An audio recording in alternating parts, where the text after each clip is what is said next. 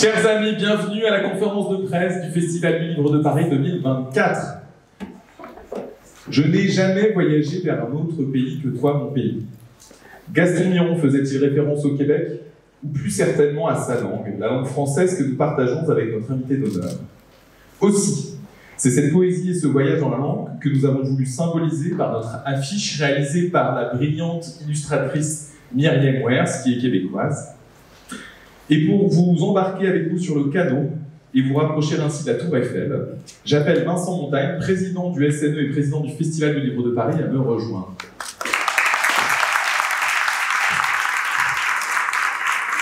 Merci beaucoup, Jean-Baptiste. Mais quel lieu magnifique. Je pense que, en tout cas, moi, je ne le connaissais pas. Je crois qu'il est vraiment extraordinaire. Et merci d'être là, si nombreux. Alors, mesdames, messieurs, chers amis, 2024 s'annonce comme une année exceptionnelle pour la France, marquée par deux événements très importants, les Jeux Olympiques cet été et le sommet de la francophonie à l'automne. Bon, je les ai choisis exprès. Mais à l'occasion de la désormais traditionnelle conférence de presse de lancement du Festival du Livre, je suis heureux de vous annoncer que le festival se met ainsi au diapason de ces deux grands événements avec une invitation d'honneur faite au Québec et la tenue de la grande dictée des Jeux qui sera organisée dans le cadre du festival le 12 avril prochain. Alors avant tout, laissez-moi vous dire qu'avec toute l'équipe, j'ose dire brillamment menée par Jean-Baptiste Passé, nous nous réjouissons de retrouver les amoureux du livre et de la lecture pour cette 3e édition. Comme en 2023, nous attendons une affluence importante, notamment avec la participation d'un public jeune qui retrouve un appétit de lecture.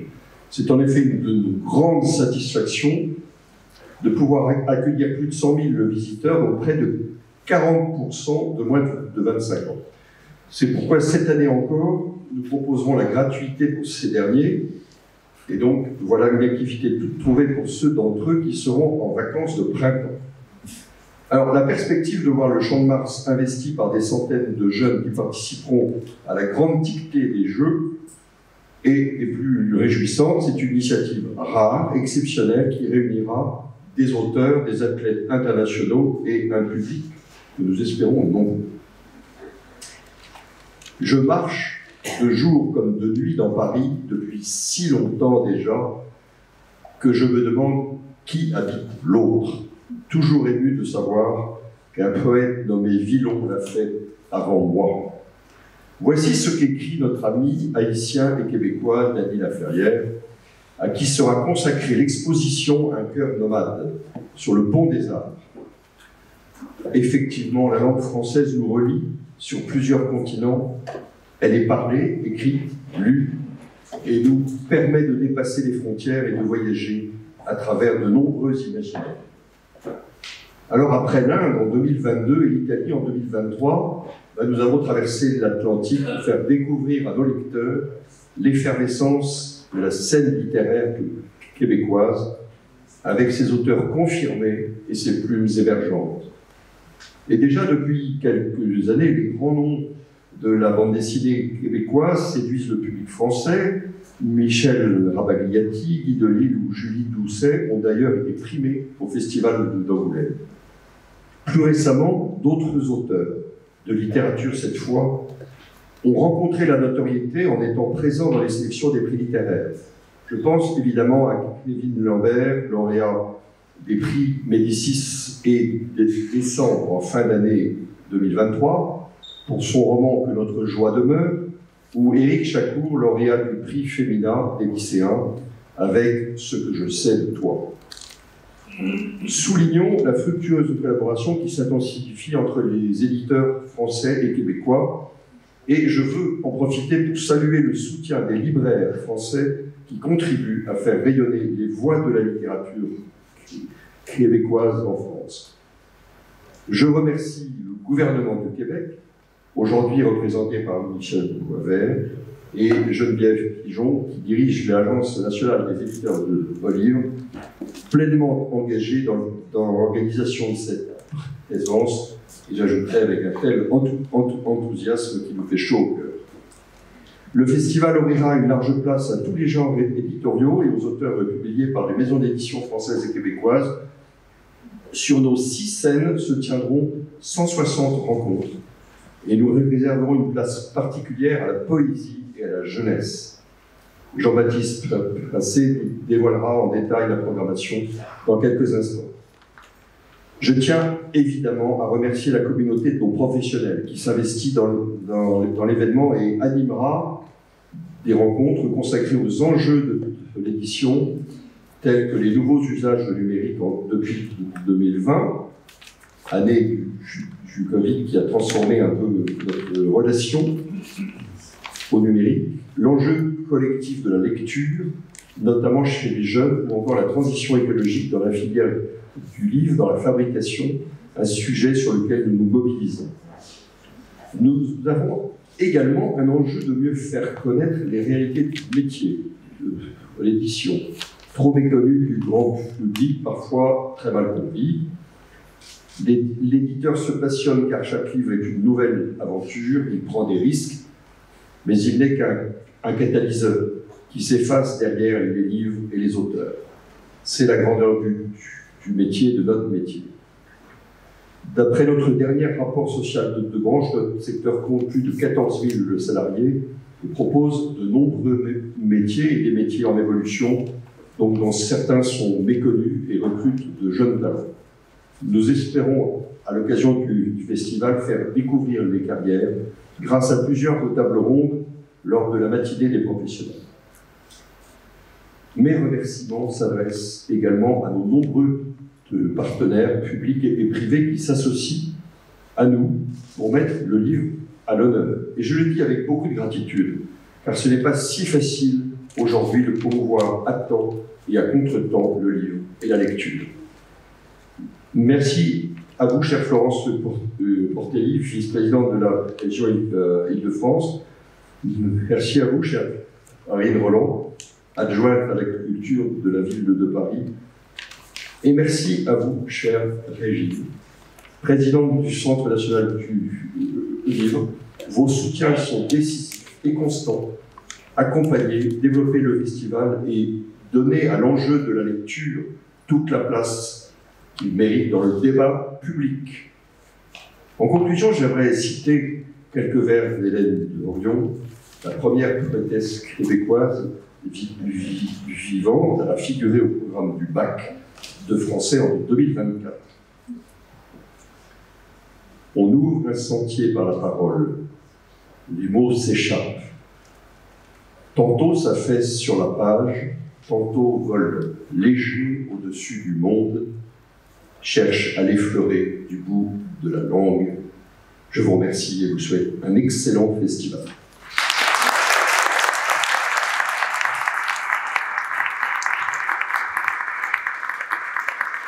Merci Vincent, merci sincèrement pour votre confiance. Je passe désormais la parole à Madame Michèle Boisvert, déléguée générale du Québec, qui partagera avec nous les raisons de cette mise à l'honneur.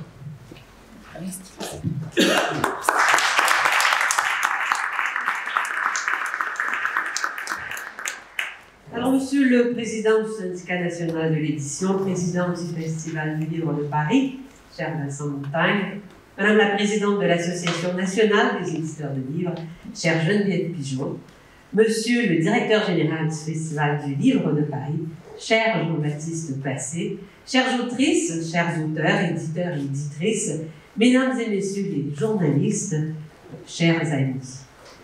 Quelle fierté pour le Québec que d'être à l'honneur au Festival du livre de Paris, un événement de grande envergure, aux retombées exceptionnelles, qui ouvrira une nouvelle page pour la littérature et la culture québécoise. Que de chemin parcouru 25 ans après avoir été au cœur du Salon du livre de Paris, en 1999. Aujourd'hui, nous mesurons combien la présence de la littérature québécoise s'est accrue sur le marché français. Depuis mon arrivée en poste, il y a bientôt 5 ans, je me réjouis de l'intérêt du lectorat français pour notre littérature qui décloisonne les genres et les sujets de société. Une littérature qui revêt des couleurs métissées, parle de sujets d'actualité forts et controversés, témoigne d'une identité plurielle et dynamique, affirme sa diversité, sa singularité culturelle et linguistique. Elle porte la voix de toutes les générations, francophones, anglophones, des premiers peuples et celles aussi de l'immigration. Elle incarne une créativité et une vitalité distinctive sur la scène littéraire internationale. La présence du Québec au Festival du Livre de Paris reflète aussi la singularité des liens qu'entretiennent la France et le Québec depuis maintenant plus de 60 ans. Nous sommes des alliés inventifs qui partageons une ambition culturelle commune portée par une langue et des valeurs partagées. Et ce n'est pas un hasard si c'est ensemble que nous avons pensé et promu la création d'un instrument juridique international qui reconnaît la double nature, économique et identitaire, des biens et services culturels. Grâce à l'initiative de la France et du Québec et à l'engagement des États francophones, l'UNESCO a pu adopter en 2005 la Convention sur la protection et la promotion de la diversité des expressions culturelles. C'est le seul instrument juridique international qui permet de soustraire la culture du champ des accords commerciaux internationaux. C'est un accomplissement majeur. Et encore aujourd'hui, la France et le Québec poursuivent leur collaboration afin de promouvoir la création et la diffusion des contenus francophones, cette fois dans l'univers numérique qui est le nôtre. Nos ministres de la Culture ont ainsi lancé en 2019 la mission franco-québécoise pour la découvrabilité en ligne des contenus culturels francophones. Nous savons que la découvrabilité est au cœur de l'économie du livre en lui apportant la plus grande visibilité possible. Nos actions permettent de renforcer la place et l'influence des contenus francophones dans le monde actuel, tout en favorisant la diversité des expressions culturelles et le plurilinguisme. La découvrabilité permet aussi de rejoindre la jeunesse, très présente dans l'univers numérique. Les atteindre est un gage de vitalité pour l'ensemble des contenus culturels de langue française. Le français permet à nos auteurs et autrices d'exprimer leur vision du monde qui fait écho dans tout l'espace francophone, et même au-delà, grâce à la traduction dans d'autres langues. Parlant d'auteurs, que dire du parcours exceptionnel et inspirant de Dany Laferrière, membre de l'Académie française. Une voix forte et influente qui résonne dans le paysage littéraire. Un homme généreux qui ouvre la voie aux jeunes écrivains. Un homme pour qui la transmission est essentielle. Quelle fierté de rappeler aussi les prix prestigieux reçus ces dernières années. Ils ont encensé la verve poétique, romanesque et littéraire de nos auteurs. Je pense à l'élégance de Dominique Fortier, à la lucidité de Kevin Lambert, à la délicatesse des poèmes de Denise Desautels. Je me rappelle l'œuvre féministe et subversive de Julie Doucet. Je pense aussi évidemment à la poétesse Inou, Joséphine Bacon, à son regard perçant d'humanité et à Michel Jean, qui ont fait entendre leur voix unique et nécessaire pour faire connaître la réalité autochtone grâce à une écriture riche, poétique et engagée. J'entends encore les échos dithyrambiques des médias français pour le premier roman d'Éric Chacour, La surprise de la dernière rentrée littéraire. Et quel honneur également de voir Hélène Dorion, première québécoise et première écrivaine vivante, étudier au programme du baccalauréat de français. Imaginez l'enthousiasme des lycéens et des professeurs d'échanger avec elle pour partager cette aventure. Toutes ces écrivaines et écrivains continuent d'ouvrir le chemin comme l'avaient fait avant eux Marie-Claire Blais, Anne Hébert, Gaston Miron, Michel Tremblay. Et c'est avec une grande joie que je découvre avec vous aujourd'hui la sélection officielle des écrivains que nous aurons le plaisir de retrouver au festival dès le 12 avril. Je suis heureuse que notre bibliothèque Gaston Miron, installée sur le campus Nation Sorbonne Nouvelle, soit l'un des lieux d'accueil de la programmation hors les murs. Je vous invite également à plonger dans le monde fascinant de Dany Laferrière à travers l'exposition Cœur nomade. Elle retrace en mots et en images la vie de l'auteur. Cette production du quartier des spectacles de Montréal est accueillie par la ville de Paris et l'Institut de France.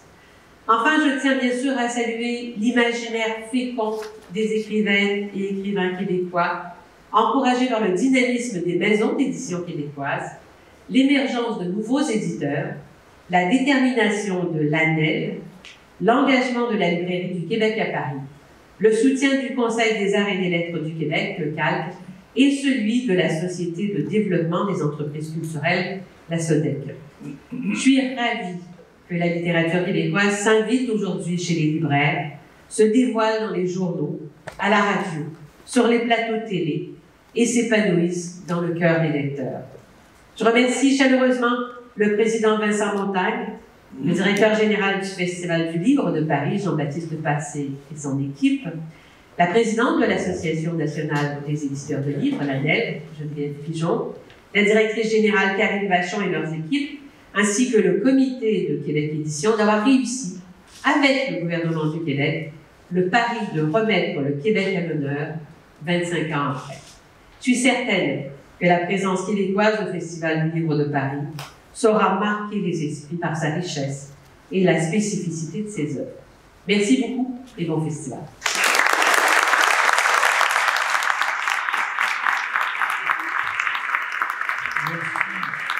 Merci mille fois, cher Michel. Je sais que sans votre concours, et je devrais dire votre pugnacité, cette invitation d'honneur n'aurait pas été possible. Elle n'aurait pas non plus été possible sans l'enthousiasme des éditeurs québécois et de la présidente de l'Association nationale des éditeurs de livres. Et j'appelle donc Madame Geneviève Pigeon à me rejoindre.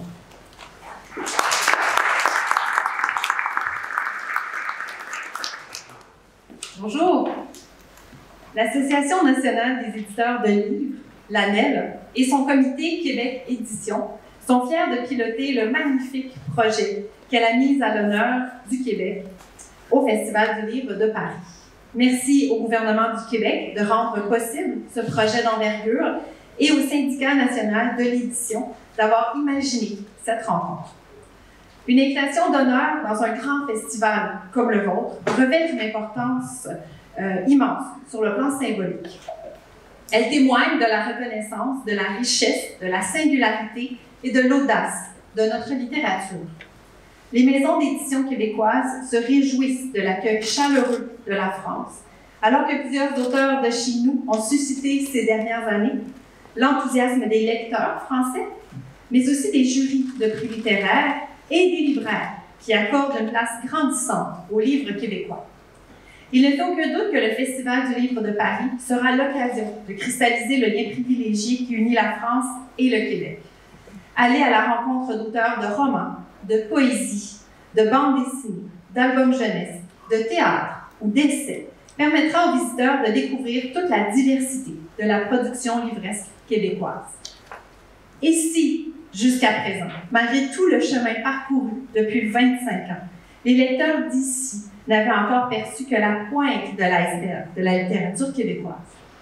Le Québec voyagera en avril pour faire découvrir une pluralité de voix, celle des écrivains autochtones, celle des auteurs ayant choisi le Québec comme terre d'accueil et de création, et tous ces héritiers de Marie-Claire Blais, Gaston Miron, Nelly Arcan, pour ne nommer que ceux-là.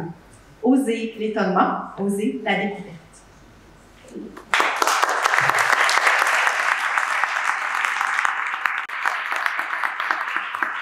Et chère Geneviève, comment cette invitation va-t-elle se concrétiser? Pourriez-vous nous présenter peut-être les auteurs, les autrices et quelques thèmes que nous aborderons? Avec plaisir, Jean-Baptiste. La grande Anne Hébert écrivait dans Les Fous de Bassin, paru en 1982. Le globe rouge du soleil monte à l'horizon dans des piaillements d'oiseaux aquatiques. En bande neigeuse, les fous de Bassin quittent leur nid au sommet de la falaise, plongent dans la mer, à la verticale, pointus de bec et de queue, pareils à des couteaux, font jaillir des gerbes d'écume. Des cris, des rires aigus se mêlent au vent, à la clameur déchirante des oiseaux. Des mots, parfois, se détachent, ricochent sur l'eau, comme des cailloux. J'ai découvert cette œuvre magistrale au cours de l'été de mes 14 ans. Je me souviens encore avec acuité du choc que j'ai ressenti alors, un mélange de fulgurance et de grâce. J'étais à jamais changée, ces mots-là m'ouvraient le monde. Les dizaines de milliers de personnes foulant le sol du Festival du Livre de Paris rappelleront la joyeuse clameur des fous de bassin, ces oiseaux de mer décrits par la québécoise Anne Hubert. Elles iront à la rencontre des mots du Québec. Les visiteurs s'aventureront, grâce à la talentueuse équipe de scénographes du festival, dans un pavillon du Québec faisant la part belle à la métaphore de la maison, chaleureuse et contemporaine, habillée de bois. Au cœur de ce décor, des figures connues du public français, telles qu'Hélène Dorion, Denise Deshôtels, Éric Chacour, Dominique Fortier, Kim Thuy, Michel Jean et Michel Rabagliati, côtoieront des auteurs de la relève, comme J.D. Curtness, Gabrielle Bouliane-Tremblay et Camille Toffoli. J'attire votre attention sur l'animation, mettant en vedette l'académicien Dany Laferrière et l'écrivain Alain Farah. Une rencontre, telle une porte ouverte, qui défie la chronologie sur leur vie oscillant entre la fiction et l'autobiographie. Je me permets également de souligner un hommage à Régent Ducharme, un écrivain magistral, à la fois célèbre et inconnu, qui a marqué la littérature québécoise et dont le premier roman, La vallée des avalés, paru en 1966, est devenu culte. Nous proposons une programmation s'articulant autour de thèmes tels que le territoire, avec Gabrielle Filtoshiba et Rita Mezzococho, l'histoire et la langue française, avec Alèche Berwacchi et Éric Bédard, l'eau, avec Dominique Scali, la ville et la campagne, avec Marie-Hélène Poitras et Audrey Villelmy, ou encore la forêt, avec André Marois. Les amateurs de polar seront heureux de rencontrer 3 auteurs au sommet de leur art, Roxane Bouchard, Patrick Sénécal et Christine Brouillé. Cette plongée dans la littérature québécoise ne saurait être complète sans un cabaret consacré à la poésie, auquel prendront part plusieurs poètes, dont l'écrivain et éditeur Rodney Saint-Éloi. La littérature jeunesse n'est pas en reste, avec la présence d'illustrateurs et d'auteurs de renom, Chloé Varin, Claudia Larochelle, Guillaume Perrault, Nadine Robert et Marie Baridja. Nous espérons que cette programmation, à l'image de la vitalité et du dynamisme littéraire du Québec, ravira aussi bien les lecteurs déjà conquis que ceux qui se joindront à nous dans leur quête de découverte. Merci.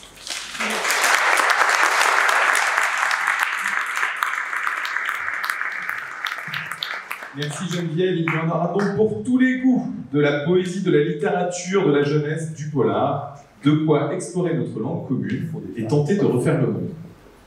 Voilà d'ailleurs le nom choisi par le Sommet de la francophonie pour son action grand public que Madame Valérie Senghor, secrétaire générale adjointe de la culture et commissaire du Festival du Sommet de la francophonie, va me présenter.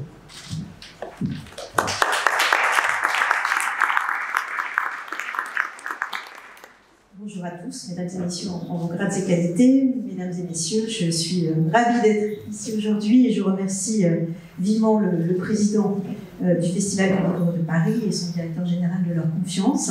Je me réjouis en effet de ce partenariat noué entre le Festival du Livre de Paris et le Festival de la francophonie.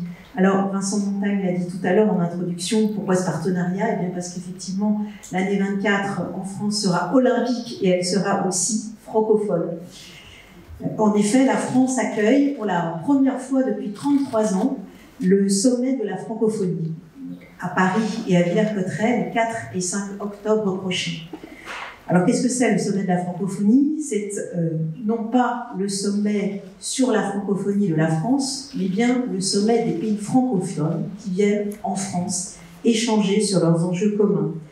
C'est le rassemblement des 88 chefs d'État et de gouvernement des pays membres, observateurs et associés de l'Organisation internationale de la francophonie, dont le Québec est un membre historique. Alors je précise que cette organisation, parce qu'il y a parfois des petits malentendus quand on parle de francophonie, n'a pas été créée par la France. Elle est l'héritière d'une agence qui a été créée dans les années 70 par 4 chefs d'État de pays à l'époque nouvellement décolonisés, qui ont souhaité mettre en place cette structure comme un outil facilitant les coopérations entre eux, notamment sur le plan technique et culturel. Alors, la tenue de cet événement en France cette année revêt une importance particulière à l'heure où la francophonie fait face à des enjeux, des défis, pourrions-nous dire, de tout ordre, géopolitique, économique, culturel, technologique. Madame la déléguée générale du Québec a notamment évoqué le caractère crucial de la découvrabilité des contenus culturels en langue française sur Internet, sur les réseaux sociaux. J'ajouterai également le sujet de la place du français dans les modèles de langue et dans les outils d'intelligence artificielle, ainsi que dans les applications, les usages aujourd'hui qui s'infiltrent partout dans nos vies. Et pourtant, vu de France, la francophonie est un concept mal connu, voire mal aimé, en tout cas assez flou pour beaucoup de nos concitoyens et qui en tout cas ne suscite pas immédiatement l'adhésion. Alors, l'accueil du sommet de la francophonie sur notre territoire constitue peut-être une opportunité exceptionnelle de faire découvrir à nos concitoyens la diversité, la vitalité, la créativité de l'espace francophone et notamment de ces scènes artistiques, littéraires, culturelles, en matière de recherche et d'entrepreneuriat. C'est peut-être aussi l'opportunité de développer chez nos concitoyens et concitoyennes un sentiment d'appartenance à ce grand ensemble qui dépasse leur nation et qui est peut-être pour eux une source d'opportunité. Alors pendant 6 mois, en effet, ce festival de la francophonie adossé au sommet de la francophonie va s'attacher avec de nombreux partenaires à contribuer à révéler au plus grand nombre une francophonie loin des clichés, une francophonie vivante, incarnée par des personnalités inspirantes, ouverte sur un monde plurilingue, une francophonie non pas en résistance, mais en interaction féconde avec les autres langues, une francophonie utile, concrète, qui peut apporter des solutions au monde et être vecteur de solidarité, de coopération et de partage. Et c'est à cela, bien sûr, c'est là-dessus que nous nous retrouvons pleinement dans une communauté d'esprit avec le Festival du Livre de Paris, qui est l'un des premiers acteurs auxquels le Festival de la francophonie s'associe. Et nous porterons ensemble une conférence le 12 avril qui rassemblera de nombreux auteurs, autrices et linguistes sur les enjeux de la langue française. Alors évidemment, nous sommes fiers et honorés de nous lier à cet événement majeur de la vie littéraire française, parce qu'il a fait le choix du Québec comme invité d'honneur, et parce qu'au-delà de la célébration de la scène littéraire québécoise, c'est bien la langue française qui sera à l'honneur dans sa pluralité, son inventivité, sa richesse d'un continent à l'autre. Alors, merci encore pour ce partenariat et tous mes vœux francophones de réussite à cette édition 2024 du Festival du Livre de Paris.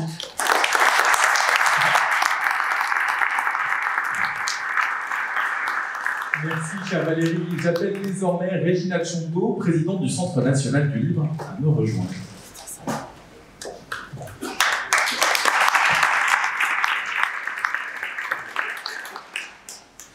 Chères toutes et tous, cher Vincent Montagne, cher Michel Boisvert et Geneviève Pigeon, Valérie Sambor qui vient de s'exprimer avec beaucoup de clarté sur les enjeux de la francophonie, chère Florence Portelli, vice-présidente de la région Île-de-France, et bravo pour votre politique culturelle et surtout en faveur du livre. Chère Karine Roland, je l'ai perdu. Je ne vais pas vous...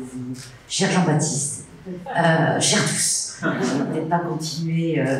Je voulais vous dire combien le Centre national du livre est fier d'accompagner le Festival Livre de Paris depuis son retour.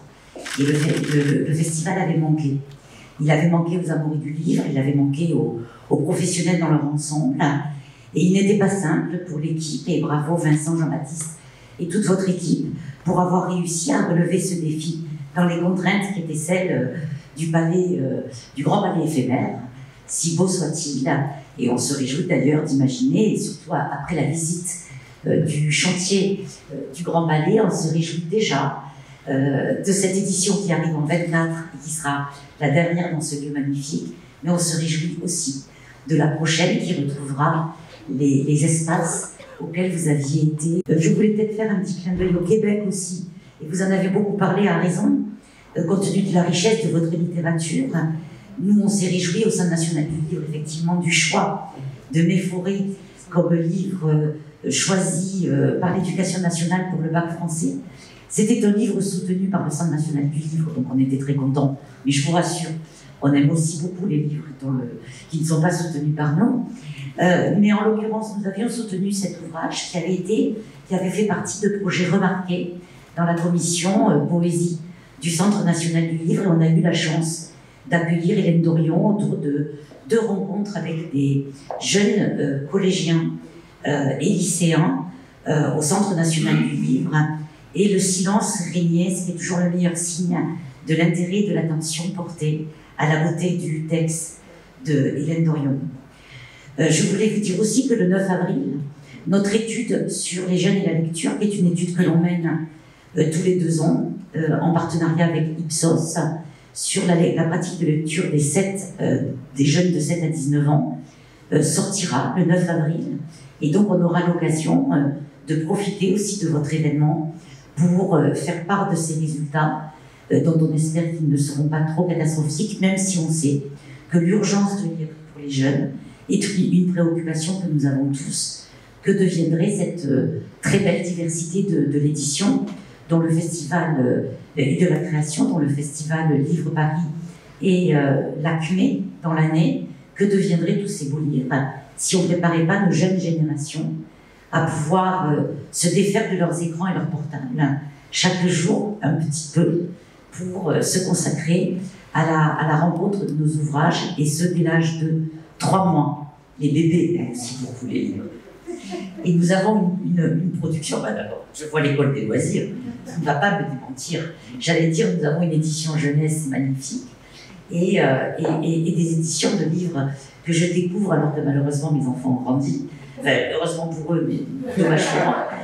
Mais je découvre toujours avec un bonheur indicible, quand je vais dans les librairies, le rayon jeunesse, des livres pour tout petits qui sont d'une beauté absolument indicible. Donc tout ça est fort réjouissant. Un petit clin d'œil pour notre quart d'heure de lecture qui aura lieu le 12 mars, où on invite tous les Français à lire un quart d'heure. Et d'ailleurs, certains râlent sur Internet, sur les réseaux sociaux, en disant « quelle indécence ne réclamer qu'un quart d'heure, comme si ça allait de soi ». Mais peu importe. Ce qui est bien, ce sont les réactions. Et ce qui est grave, c'est l'indifférence. L'indifférence au monde et l'indifférence au livre. Donc, merci au Festival Livre Paris. Je ne serai pas plus longue. Merci de nous donner l'occasion chaque année de partager ces jours avec vous. C'est plus de 300 rencontres avec des auteurs absolument magnifiques, de découvrir des littératures étrangères ou francophones cette année, avec beaucoup de joie et de bonheur et d'impatience. Merci.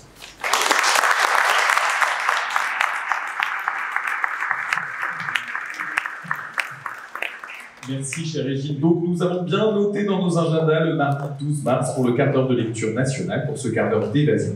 J'invite désormais Madame Florence Portelli, vice-présidente de la région Île-de-France, à nous présenter les nombreux dispositifs d'encouragement orchestrés par la région.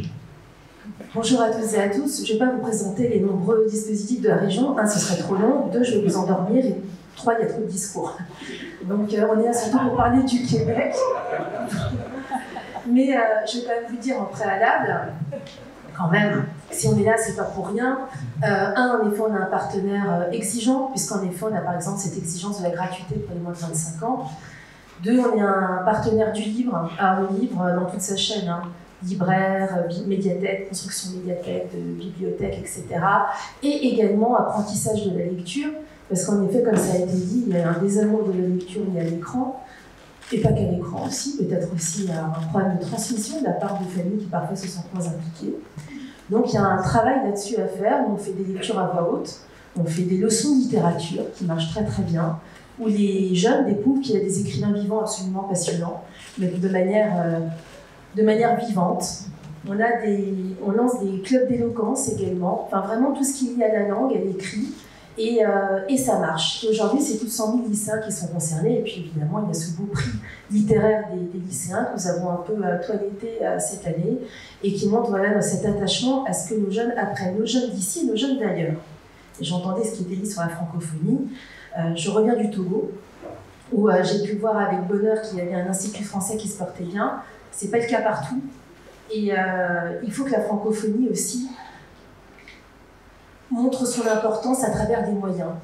Et j'espère qu'un jour, nos instituts français et nos lycées français auront droit également à plus de moyens parce que ça contribue aussi à ce rayonnement. Mais j'étais aussi très intéressée par ce que vous disiez, parce qu'il n'y a pas que la francophonie à travers la littérature, à travers ce qui peut paraître parfois élitiste dans certains pays, mais également à travers les sciences, les mathématiques et peut-être aussi le monde des affaires, où là-dessus la France a un retard qui est assez considérable. Donc voilà, ce sont des sujets sur lesquels la région est pleinement engagée, mais vous dire aussi à quel point, pour faire aimer les livres, de mon point de vue, ce qui compte énormément, c'est la médiation culturelle.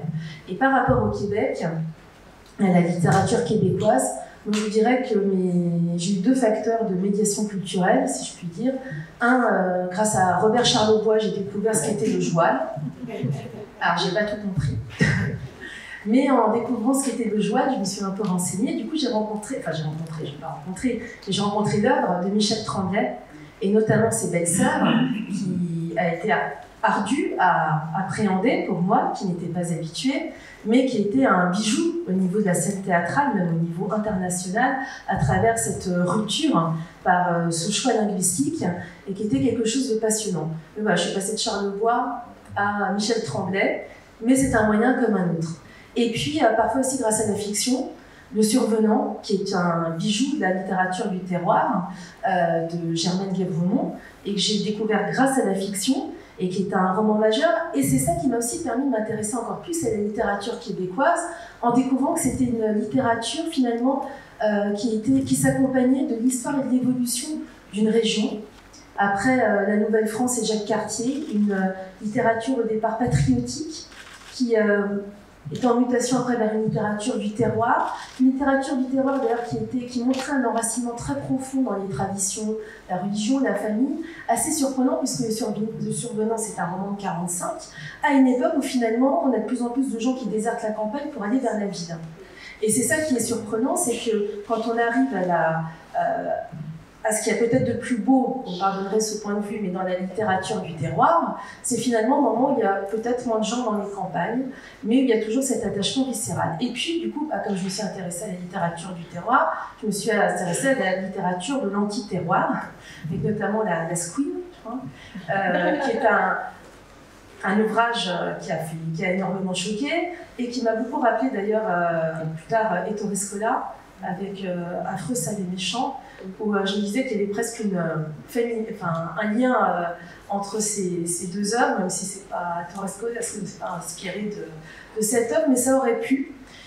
Et après, justement, la révolution qu'il y a eu un peu dans cette littérature, qui s'est plus urbanisée, qui était plus en rupture, et qui aujourd'hui d'ailleurs a mené vers des courants également féministes, des courants de rupture avec le conservatisme, et donc finalement une littérature qui est complètement afféodée finalement à l'évolution de la société québécoise. Et ça, c'est passionnant. Ça permet de découvrir le Québec, ça permet d'appréhender cette littérature qui est très ancrée dans la terre, quelque part, dans son rapport à la terre ou à de la survenance finalement à la rupture.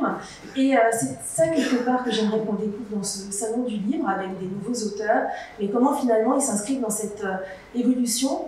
Et je dirais que voilà, notre travail à nous, quelque part, c'est de faire cette médiation culturelle. Moi, je la fais très mal parce que je ne suis pas experte comme vous. Je suis une Française et j'ai découvert comme ça un petit peu la littérature québécoise. Je suis encore bien loin de tout connaître. Mais c'est vrai que finalement, le travail des politiques, des enseignants, des journalistes, etc., c'est de faire cette médiation pour comprendre d'où sort cette littérature, dans quoi elle s'enracine et quel est finalement son sens. Donc j'espère que ce salon permettra cela. En tout cas, vous pouvez compter sur le soutien fort, plein et entier de la région de France. Merci.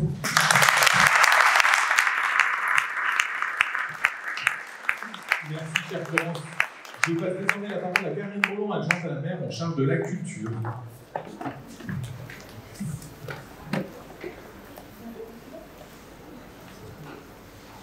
Bonjour à toutes et tous, je vais vraiment faire en sorte de ne pas prendre trop de votre temps, juste vous dire l'immense plaisir que j'ai, en mon nom, au nom de la maire de Paris, à être ici depuis 4 éditions.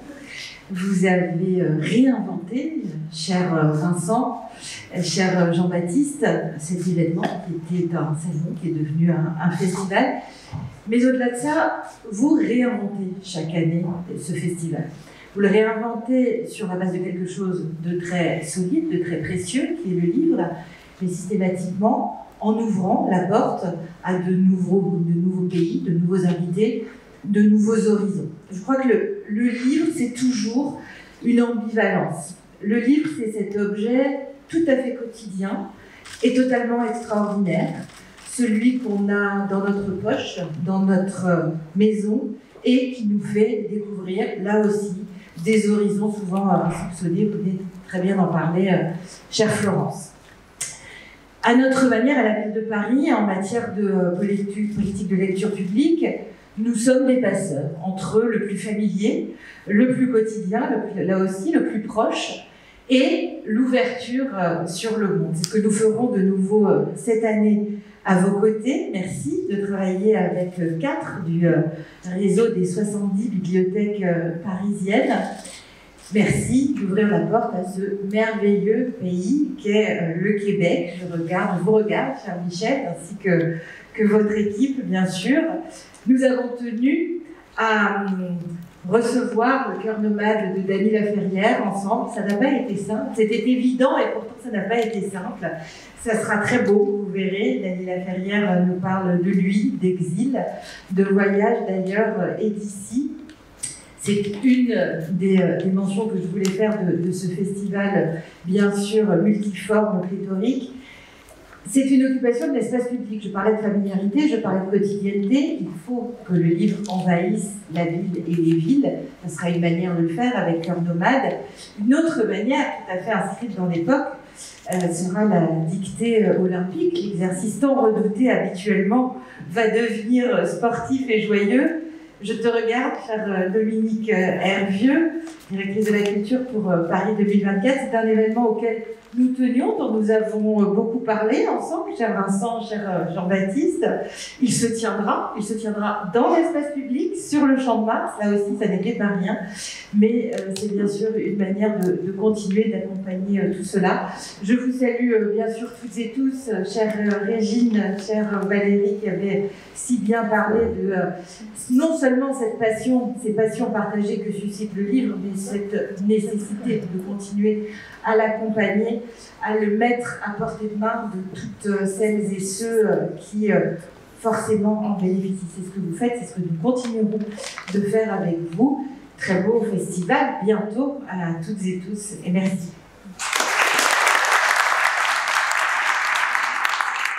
Merci, chère Karine. J'appelle désormais les libraires de l'association Paris Librairie. Merci Karine, merci Thomas.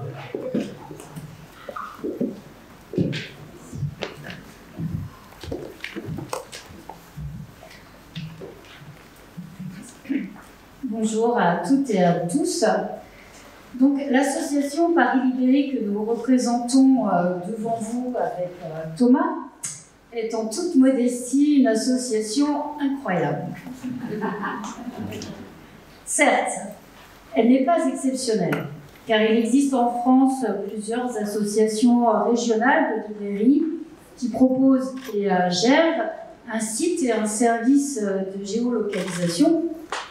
Mais elle est incroyable car elle a modifié les pratiques et relations avec nos clients et entre libraires. Certains diraient que Paris Librairie est une incroyable aventure humaine et économique rendue possible par le numérique. Nous préférons penser que Paris Librairie a donné un visage humain, chaleureux, confraternel, en réunissant des acteurs économiques qui, avant, pouvaient se considérer concurrents. Le site voit le jour en 2013. 11 ans plus tard, Paris Librairie est un réseau de 226 librairies de toute taille, généralistes et spécialisées ou spécialisées, de Paris et du Grand Paris, qui proposent près de 500 000 références pour 1,5 million de volumes. Alors, incroyable, cette association, bien sûr, certes, mais aussi incroyable soit-elle, il a quand même fallu l'optimisme et l'engagement très particulier et sans faille de Jean-Baptiste en particulier pour venir nous proposer, il y a 3 ans donc, de le rejoindre dans cette expédition. Et nous en sommes effectivement très fiers. Voilà, charge à nous de réunir cette équipe de 180 personnes, composées aussi bien de directrices, directeurs, gérants, de librairies, de libraires confirmés, et également d'aspirants à être libraires. Et en effet, ce sont plus de 80 alternants et étudiants du métier du livre, des métiers du livre, et de la librairie qui sont avec nous cette année. Alors voilà, nous souhaitons la bienvenue aux étudiants de l'école de la librairie, du CFA Profil de Caen, aux étudiants des IUT de Saint-Cloud et de Paris de Seine, mais aussi des masters métiers du livre des facultés de Strasbourg, Montpellier et de Dijon. Voilà, cette équipe aura en charge d'installer donc les 200 000 volumes, ainsi que donc, les plus de 50 000 références, et d'organiser environ 2000 dédicaces. Voilà, dans ce merveilleux palais éphémère, lieu d'autant plus unique et magique, on sait qu'il sera effectivement démonté à la fin de l'année, après les Jeux Olympiques. Et surtout, pour cette troisième édition déjà, nous sommes heureux de rencontrer le monde du livre québécois. En vérité, le Québec est déjà parmi nous, puisque la Librairie du Québec à Paris est membre de l'association. Et d'ailleurs, nous saluons Yann Rioux, directeur de la librairie. La littérature québécoise s'est faite ces dernières années une très belle place sur nos tables, dans nos librairies, auprès des lecteurs et au cœur de nos prix littéraires. D'ailleurs, la librairie Le Mont en L'air, évidemment membre de Paris Librairie, a organisé en 2022 un festival baptisé Rapaillé, consacré aux littératures québécoises au pluriel. Citons une consoeur, Aurélie Garot, co-gérante de cette librairie, quand elle raconte comment elle a rencontré ces littératures. Alors, je vais faire Aurélie Garot. Alors, elle dit « Quand j'ai lu Hervé Bouchard, c'est la langue qui m'a touché. J'ai aimé qu'elle soit patinée des mots qui ne sont pas les miens. » Voilà, car l'un des enjeux, évidemment, on l'a vu, on l'a entendu, c'est la littérature francophone.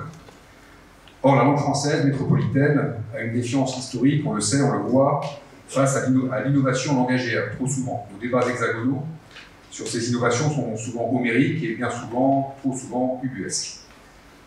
On doit d'ailleurs à un éditeur québécois cette pensée, je cite, « Historiquement, le français est la langue la plus centralisée au monde, avec un centre à Paris, dans le 6e arrondissement. » Bon, rassurons-nous, on est ici dans le 9e, on est un tout petit peu à l'écart, déjà décentralisé. Et voilà, tout ça pour vous dire que nous, libraires de Paris Librairie, nous sommes très enthousiastes à l'idée d'accueillir les littératures québécoises en avril prochain, évidemment, mais aussi et surtout tous les jours sur nos tables et dans nos rayons. Donc bon festival à tous et vive le livre.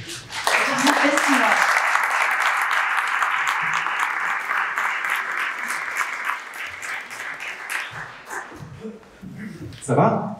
Alors, je vous propose de passer désormais à la programmation. C'est le moment de dévoiler cette programmation, d'abord avec 2 chiffres.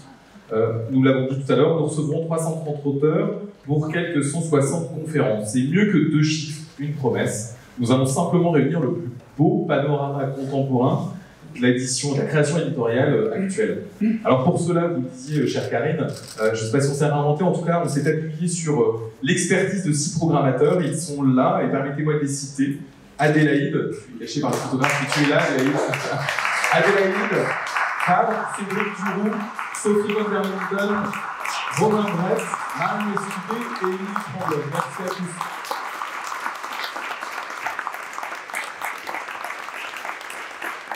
J'ai tâché d'être bref, mais néanmoins j'ai besoin d'une bonne quinzaine de minutes de concentration. Hein? Donc, commençons par l'heure les murs. Alors, on a déjà cité un certain nombre de choses, mais je ne voulais pas passer sans vous partager donc, le renouvellement du festival Science pour tous, qui se tiendra, comme l'année passée, au Musée des Arts et Métiers, à quelques pas du pendule de Foucault. Les visiteurs pourront écouter la truculente Marion Montaigne. Ils pourront assister à une rencontre sur les femmes et la science, une autre sur l'intelligence artificielle, ou encore, et sans tout dévoiler, voyager vers les trous noirs avec le physicien star Christophe Galfard. J'en profite, ils sont dans la salle pour remercier chaleureusement Christian Cougnon, Charlotte Launay et Clémentine Guinbert pour leur travail décisif dans le succès de ce projet. Toujours dans notre programmation hors les murs, nous l'avons dit tout à l'heure, nous organisons 5 rencontres exceptionnelles dans des lieux exceptionnels. Alors on l'a beaucoup cité, mais c'est... Voilà. D'abord, la poétesse Hélène Dorion, qui se produira en musique le vendredi à la Cité de la langue française de Villers-Cotterêts. Daniela Ferrière, nous en avons parlé, qui donnera en plus de son exposition un grand entretien à l'Institut de France. Dans la sublime chapelle des Petits Augustins des Beaux-Arts de Paris, où siège une Pietà, et vous aurez compris le clin d'œil si vous avez lu le livre, Jean-Baptiste Andréa, prix Goncourt 2023, donnera un grand entretien en musique, ponctué par des lectures du comédien Léo Dussolier. C'est pas mal.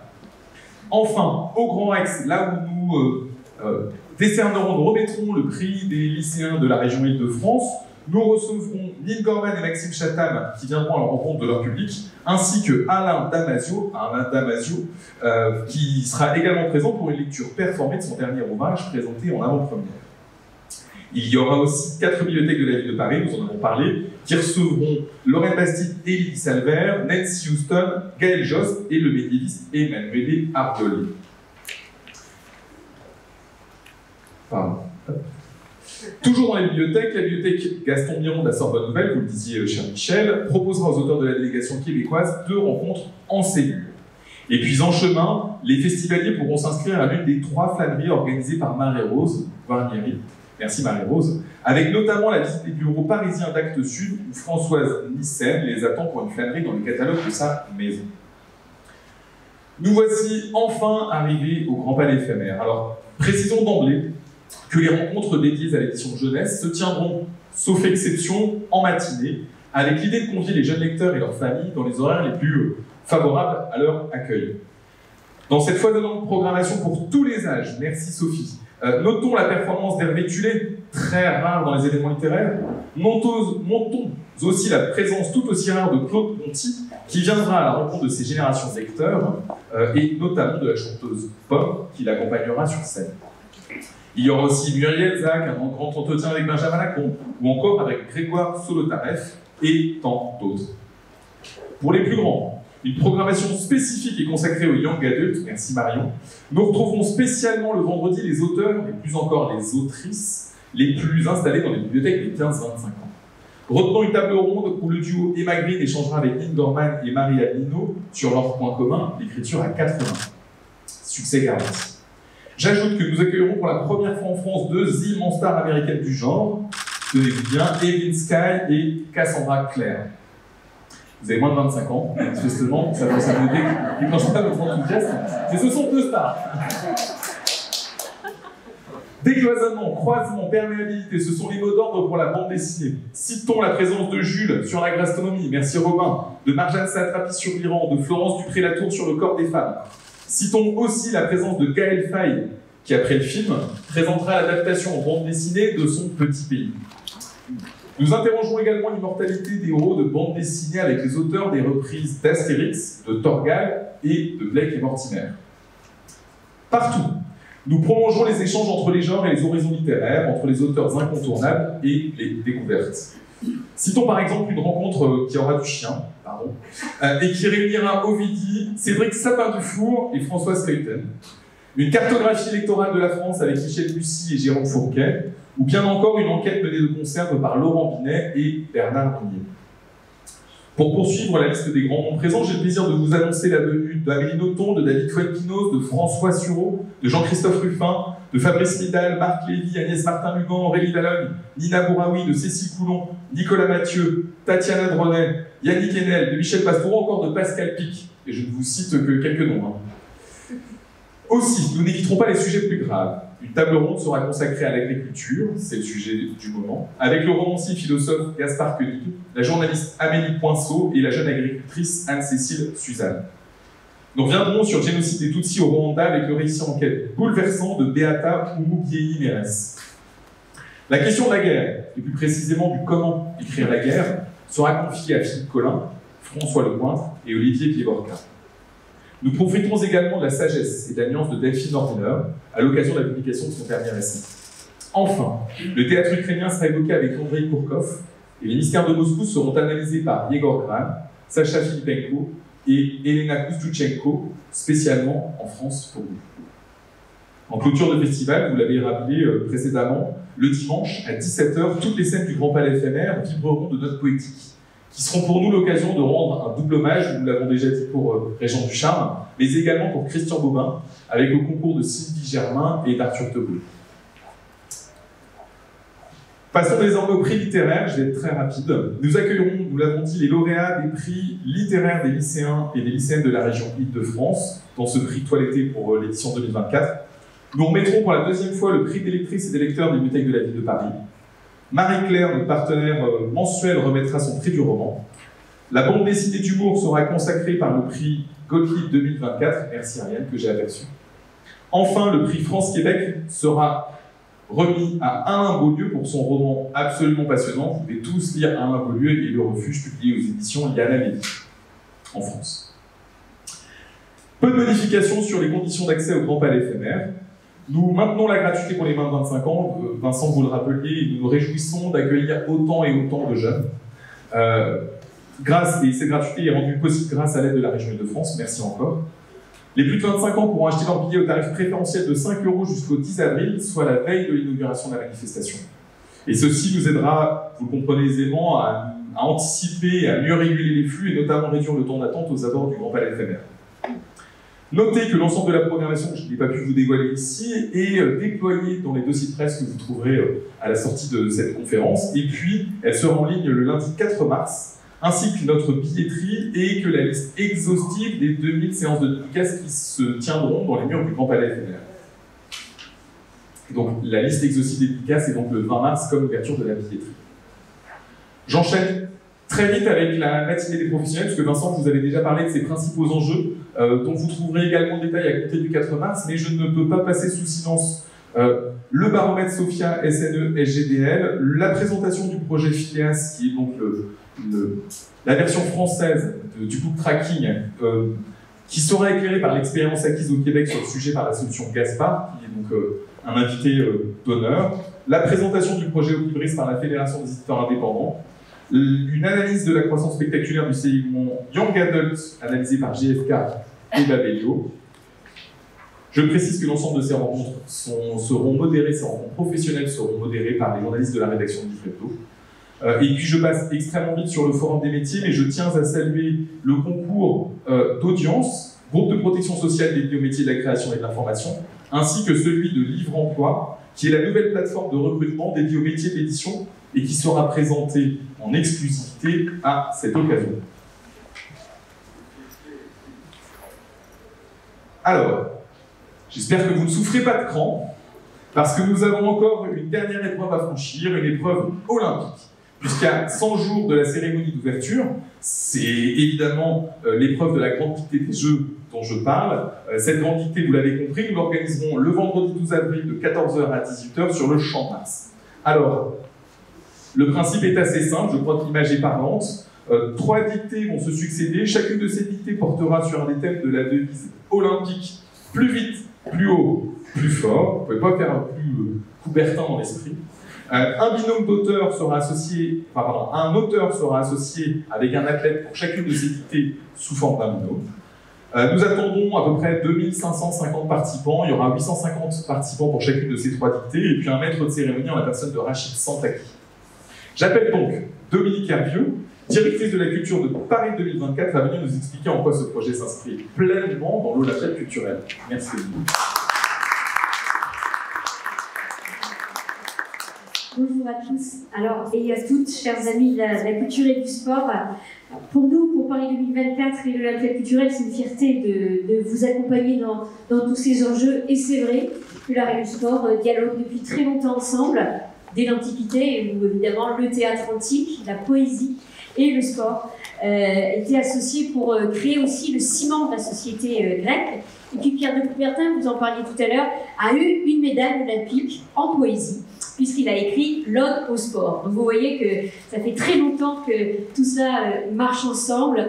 En tout cas, pour nous, c'est vraiment une façon en plus de montrer que c'est compatible, que pour la jeunesse aussi, ces possibilités de passer de l'esthétique, de l'expression au corps en mouvement, c'est une façon aussi de bien se construire dans la société actuelle. Alors, il y a les 30 minutes de sport et le quart d'heure de lecture. Donc, on pourrait faire même la demi-heure de lecture, je pense, pour être complet, le muscle et l'esprit. Et donc, en fait, nous allons développer pendant l'Olympiade beaucoup de propositions. Strasbourg est capitale mondiale de la lecture cette année. Ils sont partenaires de l'Olympiade culturelle et on ne peut pas aujourd'hui compter le nombre de marathons des mots, de relais de la lecture, de toutes ces métaphores sportives appliquées à la littérature. Paris-Ville poétique, juste avant la fin des Jeux, le 7 septembre, les salons du livre de la jeunesse, et puis par exemple la Comédie Française où Denis Podalides va y avoir des grands textes qui vont être mis en scène, et Denis Podalides va rencontrer Éric Cantona, et cette espèce de lien comme ça aussi sur la performance, le dépassement de soi, la dimension esthétique et physique qui sont ensemble va vivre. Et en fait, on est content aussi que la ferveur populaire du sport, sa force aussi populaire, soit associée à des grands exercices comme la lecture et cette grande dictée. Et en fait, peut-être savez-vous que la langue officielle des Jeux Olympiques, c'est le français, quelles que soient évidemment les éditions dans le monde, et que les arbitres parlent tous quasiment français, en garde. Il y a beaucoup, et les athlètes bien sûr, il y a beaucoup de mots français dans le sport, et aussi, quand il y a un grand conflit pendant les Jeux, le droit qui l'emporte, c'est le droit français. Donc il y a beaucoup de liens à faire avec la francophonie, avec cette langue qui vit par le sport et par d'autres usages. En tout cas, c'est vrai, c'est un peu Pierre de Coubertin qui a lancé cette dimension française, spirituelle, philosophique et ultra sportive. Donc on est avec vous pour aller loin dans cette dictée. Merci à tous. Merci, cher Dominique. Nous sommes évidemment ravis de nous inscrire dans cette si belle dynamique et d'écrire une partie, certes modeste. Pour cela, nous avons besoin des meilleurs stylos. Et j'appelle donc Patrick Forbeil, directeur général de Pilote Pen France et partenaire hors de cette grande dictée des Jeux, à venir nous partager son enthousiasme pour ce projet.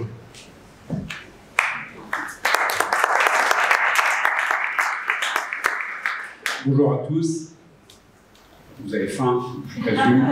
Maintenant, vous commencez à vous tourner vers le fond. Je vais essayer d'être bref et de répondre aux questions que Jean-Baptiste, vous aviez prévu de me poser. Je vais faire les questions et je ferai les réponses dans la foulée. Alors, Patrick, pourquoi avez-vous souhaité d'être partenaire hors de la grande dictée des Jeux? Merci pour cette question.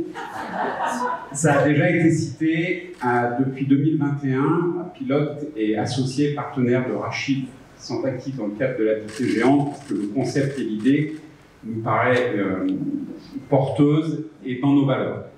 Alors, au mois de janvier, on a organisé dans la salle ovale du site Richelieu de la BNF une dictée géante avec notre ambassadeur Gaël Faye, que vous avez aussi cité, qui est notre ambassadeur pour promouvoir les valeurs de l'écriture. Donc on a reçu plus de 150 personnes à cette occasion.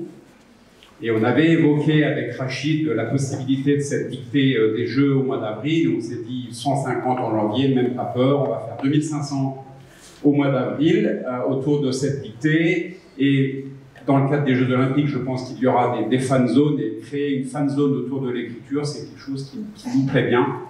Parce qu'évidemment, l'écriture, c'est quelque chose qu'on défend. Et donc fédérer et rassembler autour de l'écriture, c'est quelque chose qui nous plaît. La deuxième question, merci. Quelle place tient pour vous l'écriture manuscrite? Alors la devise de l'été, ce sera effectivement plus vite, plus haut, plus fort.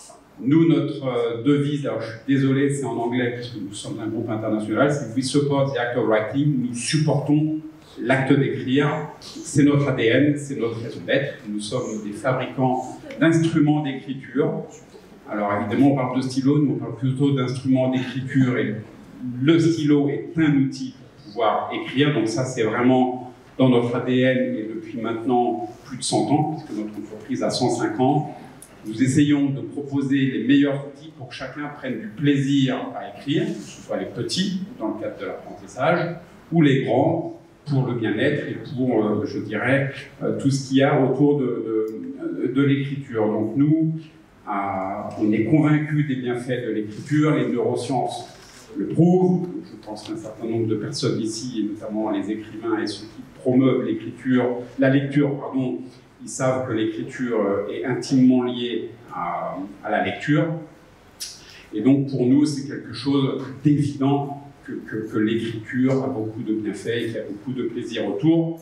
Et pour conclure cette partie-là, je vais prendre une autre citation qui est « Les paroles s'envolent, les écrits restent ». C'est pas quelque chose d'aujourd'hui, c'est Horace qui a écrit ça il y a plus de 2000 ans. Donc l'écriture est quand même quelque chose qui a de la valeur depuis très longtemps. Alors la dernière question, quel est le lien entre le sport et l'écriture? Alors moi je vais vous parler de mon expérience personnelle. J'ai fait beaucoup de sport quand j'étais jeune, j'y ai laissé 2 genoux, j'ai continué, parce que quand on aime, on ne compte pas. Maintenant je fais des sports de vieux, c'est ce que me disent mes enfants, je fais des sports de vieux, mais qui peuvent être pratiqués aussi par les jeunes. Et ce qui est important pour moi, c'est la sensation. La sensation qu'on peut avoir autour du sport, donc le bien-être, l'accomplissement, le goût de l'effort, c'est des choses qu'on peut retrouver aussi, je pense, dans l'écriture, de manière différente. Pour le sport, ça va plutôt être à travers le corps. Pour l'écriture, ça va quand même passer un peu par le corps, mais aussi beaucoup par l'esprit. Mais dans les 2 cas, on est sur une forme d'accomplissement, que ce soit dans le sport ou que ce soit dans l'écriture. Avant-dernier point, lien sport-écriture, l'exutoire.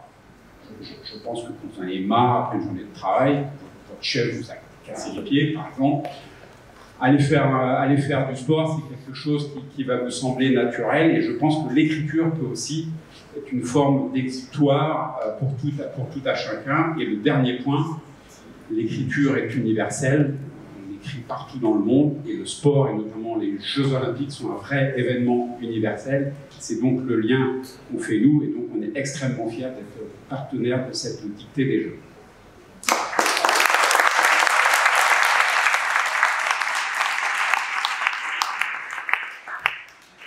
Merci beaucoup Patrick. Merci. Donc devenez un athlète de l'orthographe et remportez l'une des 2700 médailles que nous faisons frapper pour l'occasion. J'ajoute que les inscriptions à la quantité des Jeux seront obligatoires et se feront sur le site du festival dès le 20 mars. C'est une date que vous avez retenue avec celle du 12 mars pour le quart d'heure de lecture. Je remercie aussi chaleureusement nos 3 partenaires bronze, la RATP, TikTok et le Pass Culture. Et puis je sprint pour dire un mot de nos partenaires que je n'ai pas encore cités, on se rapproche vraiment de la fin, c'est vraiment le dernier virage du 800 mètres. D'abord pour remercier la Fondation Michelski, notre mécène fidèle, pour remercier également l'aide substantielle en action culturelle de la SOFIA et du CFC. Je rappelle que la RATP soutient la manifestation et rebaptisera pour l'occasion de la Grande Dictée l'une de ses stations de métro, je vous laisse découvrir laquelle. Que le Pass Culture vous aide à coller aux préoccupations des collégiens et des lycéens, et vous avez compris combien c'était une nécessité, un objectif cardinal. Que France TV est le partenaire historique et le relais puissant du festival, et que ce partenariat illustre à nouveau l'engagement des chaînes publiques pour la culture et pour le livre. Que Radio France nous fait encore la joie d'installer un studio et au Grand Palais éphémère, et il produira de nombreuses émissions qui seront évidemment attendues par tous les festivaliers. Que la presse quotidien québécois enverra un correspondant sur place pour couvrir la manifestation, mais également modérer plusieurs rencontres. Que Le Point nous accompagne fidèlement et amicalement, proposant un tiré à part exceptionnel et en plus de modérer plusieurs entretiens. Que Le Figaro aussi, lui, nous accompagne depuis le début de l'aventure du festival et assurera plusieurs rencontres. Enfin, Bibliothèque sans frontières proposera avec nous une collecte de livres. C'est important, on a eu près de 1500 livres collectés l'année dernière, donc j'espère qu'on fera encore mieux en 2024. Je remercie très solennellement le gouvernement du Québec, par le truchement duquel l'invitation d'honneur et la présence de ces si nombreux et prestigieux auteurs est possible. Et je rappelle enfin que le Festival du Livre de Paris est une manifestation du Syndicat national de l'édition, et à ce titre de tous les éditeurs. C'était donc la conférence de presse du Festival du Livre de Paris. Je vous remercie très sincèrement pour votre attention, votre endurance. Et j'ai un remerciement très appuyé à l'ensemble des cow-boys fringants de l'organisation. qui s'engagent totalement, quotidiennement pour que cette édition soit absolument exceptionnelle. J'ai cité les programmateurs, je ne vais pas tous les citer, je vais vous épargner ça, mais voilà, c'est à vous que ce dernier remerciement s'adresse très sincèrement. Je vous donne donc rendez-vous le 12 avril prochain pour l'inauguration du festival au Jules Calder, évidemment. Merci.